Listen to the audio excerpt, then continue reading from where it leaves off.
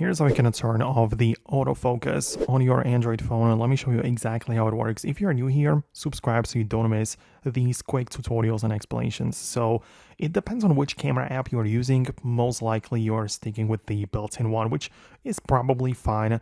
But the point is that if you want to lock or turn off the autofocus, which is the default option, you have two options right now, or two possibilities on how you can do this.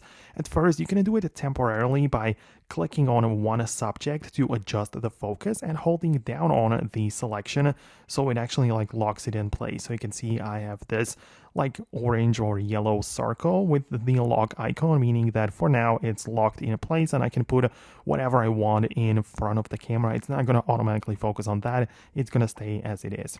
But as I say, this is more of a temporary solution. So, I mean, it might work out fine, but if you want to be more professional with it, choose a different mode from the camera buttons below. I can go, in my case, to the More section there, and I can switch to the Professional Video, like so. And now I can literally just select the focus to be manually selected, right? So I can literally control it like on a DSLR. And yeah, it's much more professional. You know, it's not just like I tap on a subject and you just focus on it. I can literally just play with these settings, and it's just very useful, right? So yeah, let me know in the comments below if you found what you needed. I would really appreciate your feedback. So yeah, thanks a lot for watching. Most definitely subscribe so you never miss anything important, and I'll see you later. So thanks a lot, and I'll talk to you soon.